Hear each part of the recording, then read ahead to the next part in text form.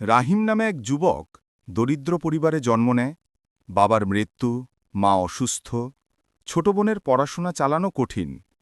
গ্রামে ছোট্ট দোকান দিয়ে জীবন শুরু করে। সৎভাবে চালানোর কারণে লোকেরা প্রথমে তাকে ঠকায়, কিন্তু সে ধৈর্য ধরে। আজকে আমি আপনাদের শোনাব এক দরিদ্র যুবকের সততার গল্প। যারা আমার চ্যানেলে নতুন তারা অবশ্যই আমার চ্যানেলটিকে দ্রুত সাবস্ক্রাইব করুন। চলুন শুরু করা যাক। একদিন একজন ব্যবসায়ী ভুলে রাহিমের কাছে মোটা অঙ্কের টাকা রেখে যায়। গ্রামের লোক ভাবে রাহিম টাকাটা রেখে দেবে, কিন্তু সে মালিককে ফেরত দেয়। লোকজন অবাক হয়, কেউ তাকে প্রশংসা করে, কেউ হিংসে করে। রিম নামের ধনী ব্যবসায়ী ভাবে রাহিম বড় হয়ে গেলে তার প্রতিদ্বন্দ্বী হবে। সে রাহিমের বিরুদ্ধে লোক লাগিয়ে মিথ্যা রটনা ছড়ায়। রাহিম নাকি চোর। হাবিব মোল্লা করিমের সাথে মিলে রাহিমকে অপদস্থ করার চেষ্টা করে। গ্রামের সালিশ বসে। রাহিমকে দোষী প্রমাণ করার চেষ্টা চলে। অনেক মানুষ তার সততার গল্প বলে। শেষমেশ প্রমাণ মেলে যে ষড়যন্ত্র করেছিল করিম ও হাবিব। রাহিমের সুনাম আরও বেড়ে যায়। শহর থেকে আলম সাহেব নামে এক ব্যবসায়ী আসে। সে রাহিমের সততায় মুগ্ধ হয়ে ব্যবসা বড় করার প্রস্তাব দেয়। রাহিম প্রথমে দ্বিধায় পড়ে। গ্রাম ছেড়ে যাওয়া সহজ নয়। সাবিনা ও মাস্টার সাহেব তাকে সাহস দেয়। শহরে গিয়ে রাহিম দেখে প্রতারণা, ঘুষ, ভণ্ডামি। ধনী ব্যবসায়ীরা তাকে দলে টানতে চায়। একদিন বড় অঙ্কের ঘুষ অফার করা হয়। রাহিম প্রত্যাখ্যান করে। এর ফলে সে অনেক বাধার মুখে পড়ে। করিম শহরে গিয়েও রাহিমের পেছনে লাগে। সে রাহিমের ব্যবসায় নকল কাগজ বসিয়ে তাকে দোষী বানাতে চায়।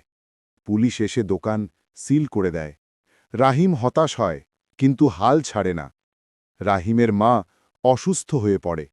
টাকার অভাবে চিকিৎসা করা যাচ্ছে না। সাবিনা কান্নায় ভেঙে পড়ে। রাহিম আল্লাহর কাছে দোয়া করে ধৈর্য ধরে। হঠাৎ করিমের সহযোগী ধরা পড়ে এবং সত্য প্রকাশ করে। প্রমাণ হয় রাহিম নির্দোষ। ব্যবসা আবার খোলা হয়। আলম সাহেব আরও বিনিয়োগ করে। রাহিম শহর ও গ্রামে একসাথে ব্যবসা চালায়। সে গ্রামের গরিব ছেলেমেয়েদের পড়াশোনার জন্য স্কুল খোলে। করিম লজ্জায় গ্রাম ছেড়ে চলে যায়। রাহিম বলে, সততা হয়তো সময় নাই, কিন্তু শেষমেশ জয়ী। রাহিমের ব্যবসা বড় হতে শুরু করলে শহরের বড় বড় ব্যবসায়ীরা বিরক্ত হয়।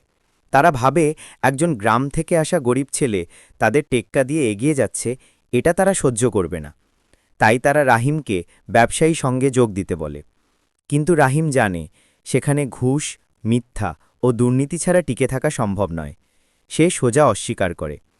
এতে প্রভাবশালীরা গোপনে ষড়যন্ত্র শুরু করে। একদিন রাহিমের ব্যবসার গাড়িতে চোরাইমাল বসানো হয়। পুলিশ এসে বাকে গ্রেপ্তার করে। গ্রাম ও শহর জুড়ে হইচই পড়ে যায়, রাহিম চোর। সাবিনা কান্নায় ভেঙে পড়ে। মা দোয়া করতে থাকে। আদালতে প্রমাণ না থাকায় মামলা চলতে থাকে, কিন্তু লোকেরা সন্দেহ করতে শুরু করে। রাহিম জেলে যায়। সেখানে অন্য কয়েদিরা তাকে দেখে অবাক হয়, কারণ তার চরিত্র সবার চেয়ে আলাদা। রাহিম সবার সাথে ভালো আচরণ করে, তাদের সমস্যার কথা শোনে। কয়েদিরা বলে, তুমি সত্যিই নির্দোষ, একদিন আল্লাহ তোমার বিচার করবেন।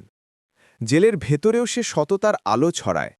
রাহিমের শত্রুরা গ্রামে গুজব ছড়ায়, রাহিম আসলে ভণ্ড, তাই ধরা খেয়েছে। হাবিব মোল্লা সুযোগ নিয়ে রাহিমের জমি দখল করার চেষ্টা করে। সাবিনা কাঁদতে কাঁদতে গ্রামের মানুষদের সাহায্য চায়, কিন্তু অনেকে ভয় পেয়ে চুপ থাকে।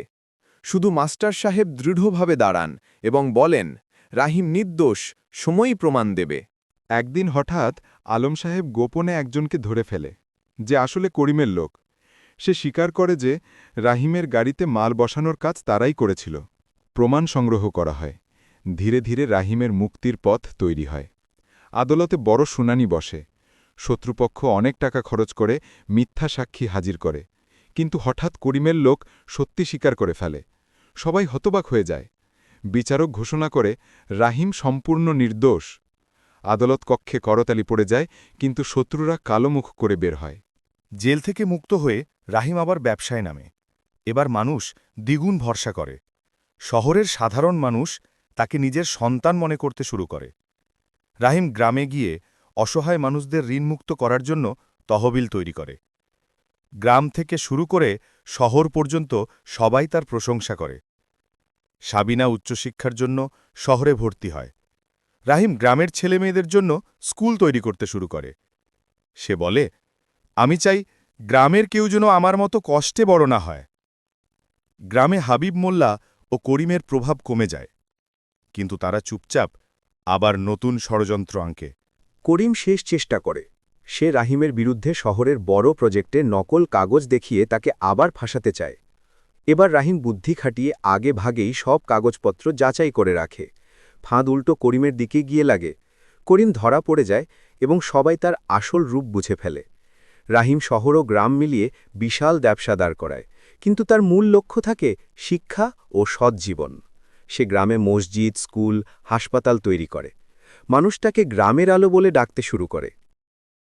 গল্পের শেষ দৃশ্যে রাহিম গ্রামের মসজিদের সামনে দাঁড়িয়ে বলে, সততা, ধৈর্য আর আল্লাহর ওপর ভরসা, এই 3 জিনিস থাকলে কোনো শক্তি মানুষকে হারাতে পারে না। সবার চোখে পানি চলে আসে, আর গল্প শেষ হয় এক অনুপ্রেরণামূলক বার্তা দিয়ে। প্রিয় বন্ধুরা, আমার ভিডিওটা তোমাদের কেমন লাগলো? আশা করি ভালো লেগেছে। গল্প সম্পর্কে যে কোনো মতামত কমেন্ট করে অবশ্যই জানাবেন এবং লাইক ও শেয়ার করতে ভুলবেন না কিন্তু। এই রকম আরও নিত্য নতুন রহস্যময় শিক্ষণীয় গল্প পেতে আমাদেরকে উৎসাহিত করবেন। যারা আমাদের চ্যানেলের নতুন তারা দ্রুত আমার চ্যানেলটিকে সাবস্ক্রাইব করুন এবং বেল আইকনটি ওপেন করে দেন। আজকের মতো বিদায় নিচ্ছি। সবাই ভালো থাকবেন, সুস্থ থাকবেন। আল্লাহ হাফেজ।